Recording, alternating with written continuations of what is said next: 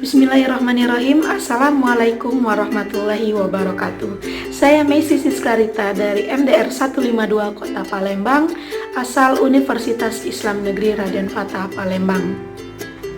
Sebelumnya saya ingin mengucapkan rasa terima kasih kepada Kemendikbud, Ditjendikti dan juga Permadani Diksi karena telah menjalankan program yang sangat bermanfaat bukan hanya bagi anak-anak Indonesia tapi juga bagi pemuda-pemudi yang ada di Indonesia.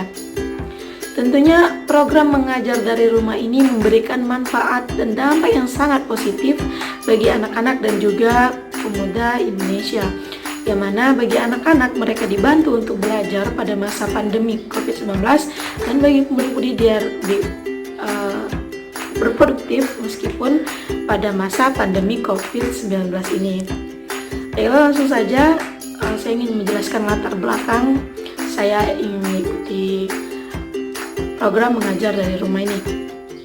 Seperti yang kita ketahui bahwa saat ini bukan hanya Indonesia tapi juga di negara-negara lain kita sedang dilanda musibah, yakni adanya virus COVID-19, yang mana wabah ini pertama kali muncul di kota Wuhan, Tiongkok, yaitu pada akhir Desember 2019 dan mulai menyebar ke negara-negara lainnya dan juga termasuk Indonesia. Munculnya virus COVID-19 ini tentunya memberikan dampak yang negatif dari segala sektor, baik itu sektor kesehatan, sektor pendidikan, sektor ekonomi, pariwisata, dan banyak lagi sektor lainnya. Untuk itu, pemerintah mengambil beberapa kebijakan untuk memutus rantai penularan COVID-19 ini. Yakni kebijakan utamanya yaitu untuk memprioritaskan kesehatan warga Indonesia. Yakni dengan melakukan belajar dari rumah, bekerja dari rumah, dan juga beribadah di rumah.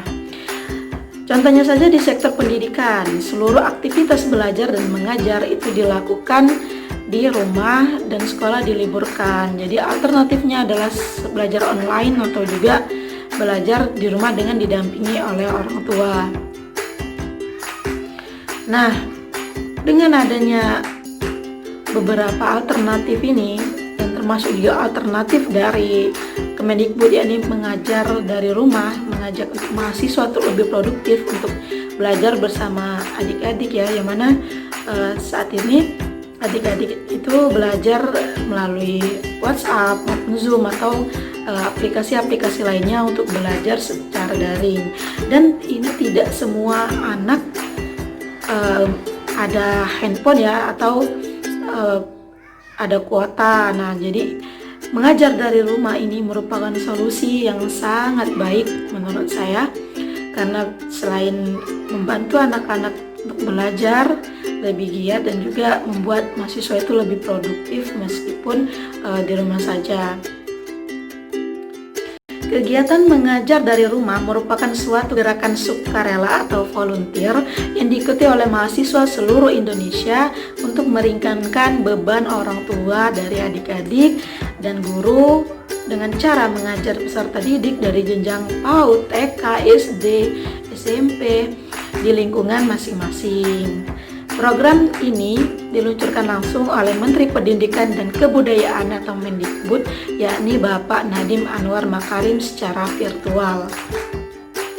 Kegiatan mengajar dari rumah diinisiasi Badan Pengurus Pusat Persatuan Mahasiswa dan Alumni Bidik Diksi Nasional atau BPP Permadani Diksi Nasional bersama Direktorat Jenderal Pendidikan Indonesia atau Ditjendikti, dan menjaring relawan dari mahasiswa dan alumni bidik misi serta mahasiswa pada umumnya.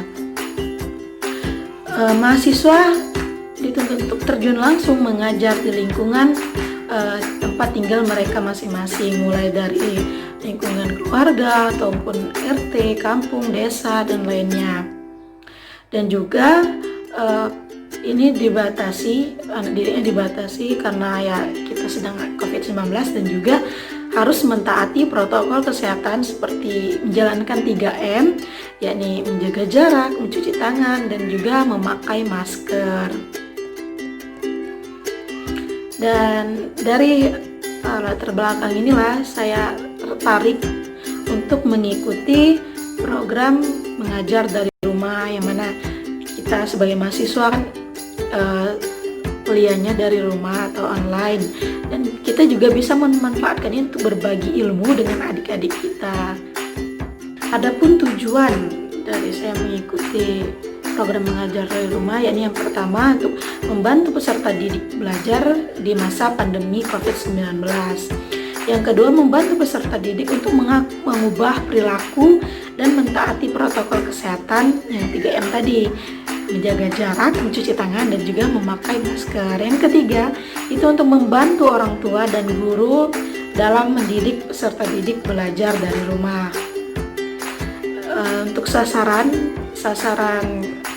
peserta didik yang saya ajari, yakni dari jenjang SD, TK, SD, SMP yang berasal dari RT 02 RW 01 Kelurahan Tarangjawa Selatan, Kecamatan Lahat, Kabupaten Lahat, Provinsi Sumatera Selatan, yakni tepatnya di tempat tinggal saya sendiri.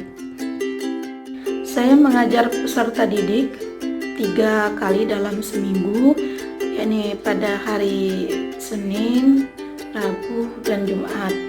Dan itu untuk anak TK 1 hari, terus anak SD dan juga SMP. Dan masing-masing beranggotakan itu TK 3 orang, tapi ini juga nggak tertentu ya, karena ada anak-anak yang mungkin sakit atau sedang tidak ada di rumah, jadi tidak ikut belajar. Terus anak SD juga 3 orang dan SMP 4-5 orang. Berikut saya beri cuplikan bagaimana saya mengajar anak-anak dan juga mengajak mereka untuk ikut belajar di rumah.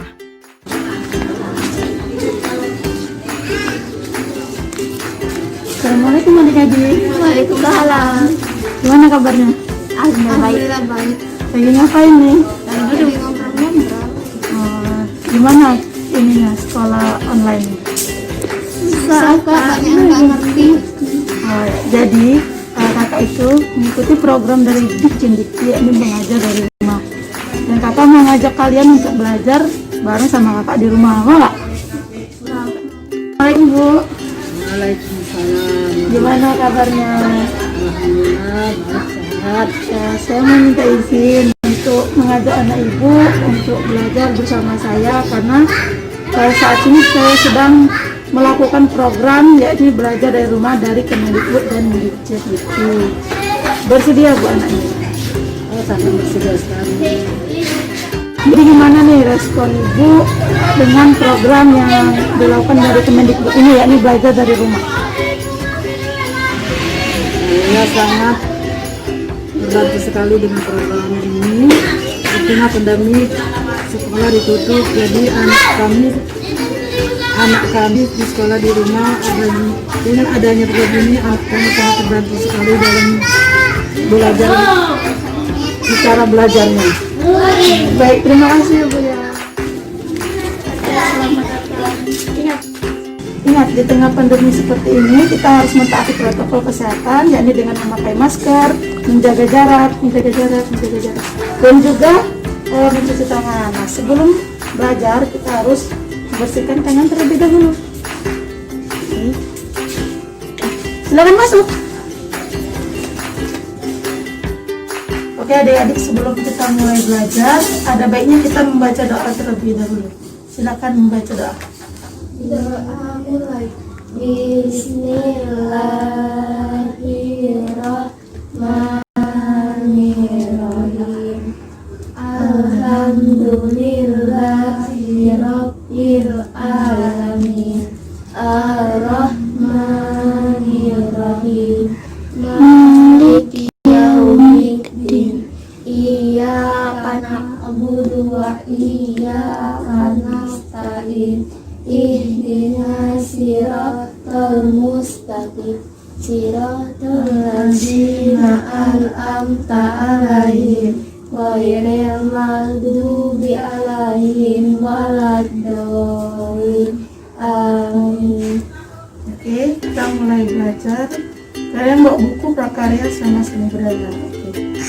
Sekarang seni budaya, kita mulai dari seni lukis. Gaya dan aliran seni lukis. Ada yang tahu pengertian seni lukis? Tahu? Oke, Mbak jelasin dulu ya. Di buku ini secara umum seni lukis itu diartikan sebagai karya seni berwujud dua dimensi yang dalam penciptaannya mengolah unsur-unsur di dalamnya melalui pertimbangan yang estetik. Ada beberapa tujuan dari seni lukis. Ada tujuan religius, tujuan kritik sosial, tujuan ekspresi, dan juga tujuan komersial. Yang pertama itu tujuan religius. Tujuan religius artinya sebuah karya dibuat sebagai sarana untuk berkomunikasi dengan Tuhan. Contohnya pada zaman dahulu seni dibuat untuk perlengkapan ritual. Yang kedua ada tujuan kritik sosial. Tujuan ini kritik menggunakan sebuah karya seni merupakan penyampaian kritik secara tidak langsung. Kritik yang disampaikan berupa bentuk-bentuk kritik yang bersinggungan dengan pemerintah atau lembaga-lembaga lainnya. Yang ketiga ada tujuan ekspresi. Seorang seniman dapat mencurahkan ekspresi jiwanya melalui sebuah karya seni. Karya seni yang dihasilkan pun sesuai dengan apa yang dirasakan oleh penciptanya. Yang keempat ada tujuan komersial. Dalam tujuan ini karya seni dibuat hanya semata-mata untuk mendapatkan keuntungan dengan cara menjual karya tersebut. Ada yang ingin ditanyakan adik-adik? Ada, Mbak. Ya. Nomor 1. Seni lukis adalah cabang dari seni A. Rupa, B. Tari, C. Pertunjukan, dan musik. Oke, jadi seni lukis itu adalah cabang dari seni rupa. Jadi seni apa? Saya mengajar adik-adik dari matematika, bahasa Indonesia, kewarganegaraan, agama, dan pelajaran-pelajaran lainnya sesuai dengan pelajaran mereka. Dan juga saya membantu adik-adik untuk mengerjakan pekerjaan rumah mereka.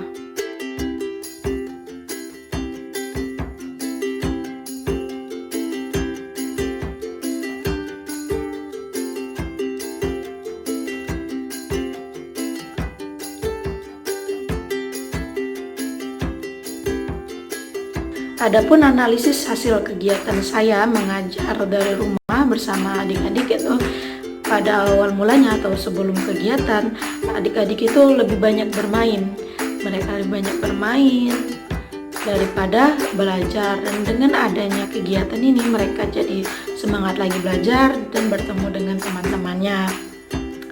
Lalu sebelum kegiatan adik-adik itu mengerjakan PR tinggal buka HP, buka Google. Nah, di sini sesudah kegiatan mereka bisa bertanya bersama saya ya, bertanya mengenai pekerjaan rumah mereka maupun hal-hal yang tidak mereka mengerti. Lalu sebelum kegiatan mereka jarang mentaati protokol kesehatan seperti 3M, jaga jarak, memakai masker, dan juga mencuci tangan. Nah, setelah kegiatan mereka sudah mulai untuk belajar bagaimana menerapkan 3M. Lalu pada kinerja belajarnya